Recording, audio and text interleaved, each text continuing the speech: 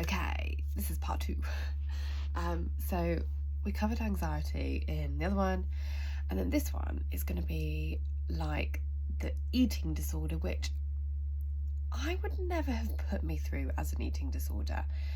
And I'm still not sure whether it was an eating disorder. I'm very confused with how they put it together. But this was from the NHS speaking therapy, which I did. And this was what my hair is just dripping everywhere.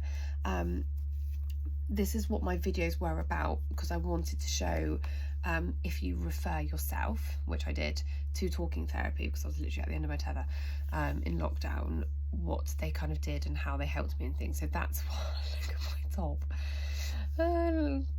wet boobs. So that's what, I've lost my train of thought. That's what I was doing with talking therapy, and they diagnosed me with an eating disorder, which I didn't do anything with. They just said, you have an eating disorder. So me with food, it never started with food. I've never had an issue with food. I'm a bit fussy as a kid. I like certain things. I eat a lot of crap. I like to drink a lot of fizzy drinks. I eat a lot of chocolate. But I don't drink really. And yeah, I'm just kind of a typical eater. But after my first panic attack, I didn't want to eat. I literally wanted to starve because I wanted to feel hungry. I liked the feeling of feeling hungry. I must admit, it didn't last very long, if I'm honest. I slowly kind of got back into it, and when I had my first bit of counselling, I felt a bit better. And it's so long ago now, I can't really remember how I got out of that situation, but I did. And I would have times where I would just eat. Normally, I wouldn't even think about it. Like, literally, I'd wake up and have a chocolate bar for breakfast and a can of Coke. But I'd have quite a good meal or a big lunch with veg and meat, whatever. And then I'd be fine. It's as I've got older and started to think more about what my issue is. And when I started to relay it to the counsellor and the talking therapy, it really hit me. And I was like, ooh, it's not right how I am. I don't know if it's an eating disorder. So, like I said, for the first 10 years or whatever, I would be very wary of what I ate. So, like, if I went to a restaurant, it would be like pastas and easy things that I know could, like a steak, easy potato. You're not going to be potentially sick by that. I wouldn't want to eat chicken and seafood and things like that. Then I just changed, and then I would eat seafood and I would go out and eat chicken, and I kind of felt all right. But when I was at home, I kind of got in a routine that I didn't want to eat too late. I was panicking that I would be sick. So if I ate past a certain time, I then wouldn't want to eat. And I think that's what the problem was. It kind of got me into a routine, and a scared routine of what I was eating. So I would analyse everything in my head. So whilst I was eating it, I'd be like, right, I'm going to eat my chocolate early, because if I eat chocolate for breakfast, I'm a cleaner, so I'm working on my feet all day. I would work that off, so then I wouldn't feel full when I got home.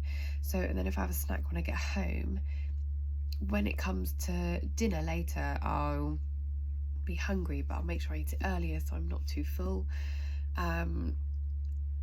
Really bizarre in the way I thought about it. If I was going for a run, I'd be like, right, I need to run in the morning, then I'll eat when I come back, but I can't eat too late, because then if I wake up and I feel poorly or still full in the morning, then I won't be able to run, because I have to run on an empty stomach, and I have to go to bed on an empty stomach. So they put me through challenges to like eat late. They're like, I want you to eat a pizza at like 10:30 at night.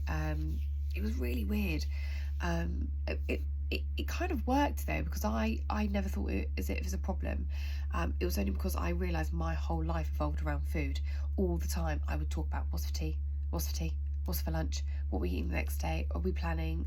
I'd come up really dramatic like meal changes, and then I'd just emotional eater. I'd have a stressful day and I'd come back and just shove my face, and then I'd panic, and then I'd have to not sit down. I'd have to do something to kind of get rid of the feeling of fullness. And as weird as it is, I'd kind of want to go to the toilet like as quick as I could to kind of get rid of it, so then I'd feel better. So, you know, there are parts of it that, yes, would show an eating disorder, I guess, but I just never, it was really shocking when they kind of said it to me, because I was like, whoa, I never realised food was even a big issue in my life.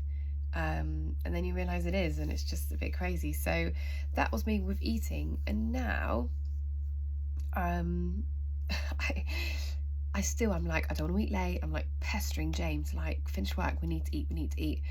I don't think, again, that will ever go away. I'd much rather go to bed on an empty stomach. I would rather run on an empty stomach. But I would happily shove my face with food, and I won't worry about the feeling afterwards.